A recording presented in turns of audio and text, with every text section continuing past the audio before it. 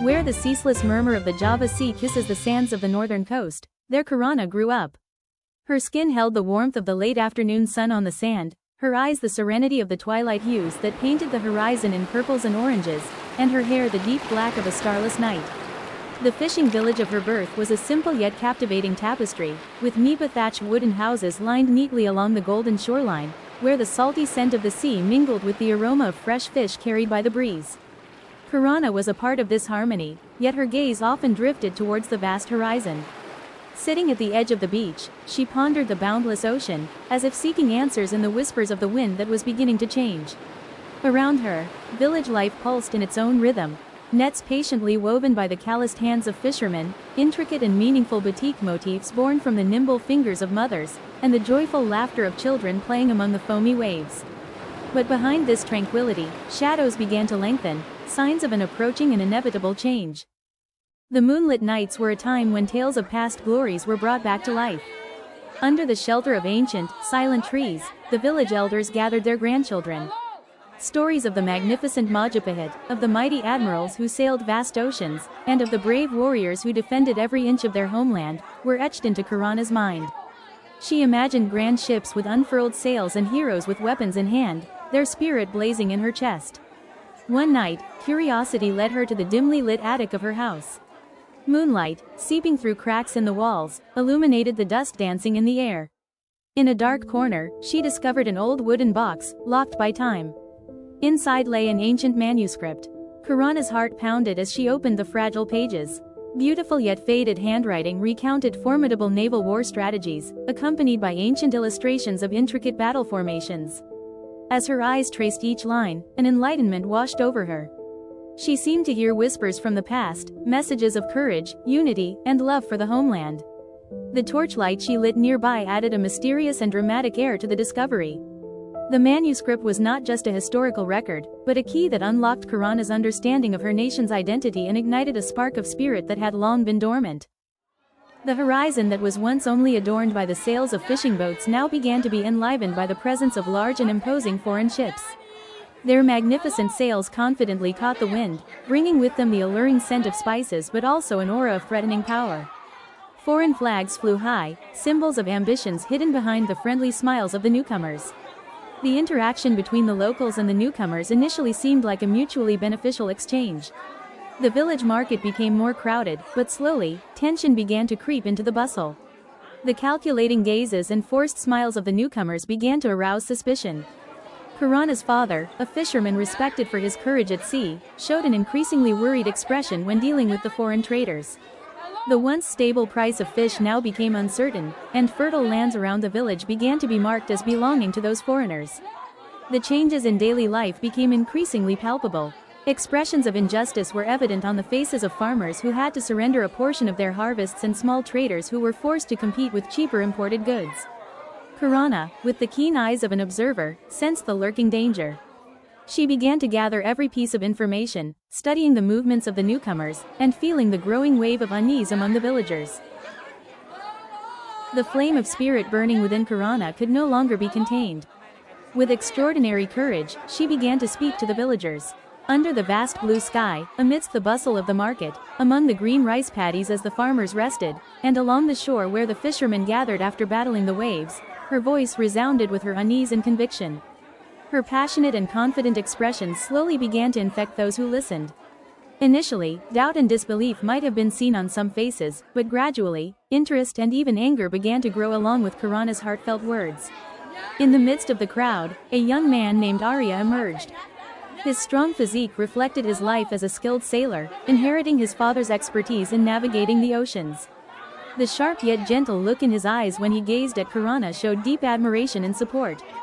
He was often seen listening intently to Kirana, or practicing martial arts with the village youth, preparing for the worst possibilities. Kirana's firmness and spirit slowly melted away the existing doubts. She managed to gather a small group of people who shared her vision, people who dared to take risks and preferred to fight rather than live in injustice. The embers of resistance began to ignite in their hearts, fueled by Kirana's words that reminded them of their self-respect and the ancestral land that must be defended. The determination to resist colonization began to materialize into concrete action. Under the guidance of Purana and Arya, the village youth began to practice traditional martial arts. Agile movements using spears and machetes were honed under the scorching sun, their spirit radiating in every swing of their weapons. Purana and Arya led the training with full dedication, instilling courage and discipline in their followers. The knights bore silent witness to the serious discussions between Purana and Arya. Under the dancing torchlight of the silver glow of the moon, maps of the coastal area were spread out before them. They studied every detail of the terrain, identified strategic points, and planned the tactics of resistance they would use against the more modern forces of the enemy. Their creativity and ingenuity were also reflected in the modification of fishing tools into simple yet effective weapons. Fishing nets were reinforced to ensnare enemies, and the nimble fishing boats were modified to move faster and be harder to detect. They utilized their deep knowledge of ocean currents and wind direction to devise unexpected strategies. The dwindling patience finally reached its breaking point. Under the cloak of enveloping darkness, the first wave of resistance erupted. Small fishing boats glided silently across the inky sea, breaking the stillness of the night with the careful strokes of paddles. Their target was the foreign ships anchored with dim lights, symbols of a power that was beginning to seize their freedom. With swift and coordinated movement, Purana and her followers infiltrated the enemy ships. The unsuspecting guards were taken completely by surprise by this sudden attack. In an instant, they were subdued. Fire began to blaze in several parts of the ship, creating a dramatic contrast of light in the darkness of the night. The flames not only consumed the enemy's supplies but also ignited the spirit of resistance in the hearts of the locals who watched from afar. Expressions of shock and panic were etched on the faces of the newcomers who were awakened by the commotion and the raging fire. Their astonishment was inversely proportional to the calmness and focus of Purana's fighters who executed their plan with precision. This initial attack did not inflict significant material damage on the colonizers, but its impact on the morale of the local population was immense. They saw that hope existed, that the enemy was not invincible. News of Purana's courage and leadership spread rapidly throughout the northern region, even reaching the ears of leaders from other villages and envoys from previously divided local rulers. They began to realize that the threat from the newcomers was a common enemy that had to be faced together. Important meetings were held, where Purana's aura of leadership and charisma shone brightly, convincing the other leaders to unite in a single front of resistance. Purana established an effective communication network between villages, enabling the exchange of information and the coordination of a more organized resistance movement. Messengers moved swiftly conveying important messages, and symbols of unity began to be used to strengthen the sense of togetherness. The resistance forces grew larger and better trained under the guidance of Purana and Arya. Purana became not only a brave warrior but also a wise leader and teacher, instilling the values of unity, discipline, and love for the homeland in her followers. Her fame as a tenacious female warrior defending her homeland earned her the title, Srikandi of the North. The spirit of her struggle inspired the emergence of resistance movements in other regions of the archipelago, proving that the flame of resistance she ignited had spread and was burning with the spirit of independence throughout the islands. Years of struggle began to bear fruit. The newcomers, who were initially arrogant and underestimated the resistance of the people of the archipelago, now began to feel increasing pressure. Many of their ships were damaged by unexpected attacks, and their troops began to demoralize due to the unyielding fighting spirit of the local warriors. The situation reversed, and the colonizers began to lose control over the territories they occupied. In the quiet of the night, after a tiring battle, Purana and Arya stood together on the shore. They gazed at the vast ocean, a silent witness to their struggle. Weariness was evident on their faces, but in their eyes shone a strong hope.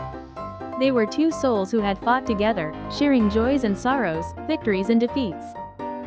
Finally, the dawn of victory broke. With a burning spirit of unity and unwavering perseverance, the resistance of the people of the archipelago succeeded in driving the newcomers from their homeland. Victory cheers echoed throughout the land, the proud flag flew high in the blue sky, a symbol of independence that had been reclaimed with great sacrifice. The defeated and demoralized colonizers left the archipelago, leaving behind a trail of defeat. Purana stood before her people as a wise leader. In her speech, she emphasized the importance of unity and cooperation to build a prosperous and just future for all of the archipelago. She was not only remembered as a brave war hero but also as a visionary stateswoman who laid the foundations for national unity and progress. In the future, the story of Purana's struggle would continue to be told from generation to generation. Monuments would be erected to commemorate her courage, and her name would live on in folklore as the brave Srikandi of the North. Her legacy was not only the independence achieved but also the enduring spirit of resistance, unity, and love for the homeland, which would continue to inspire future generations never to give up in the fight for justice and freedom.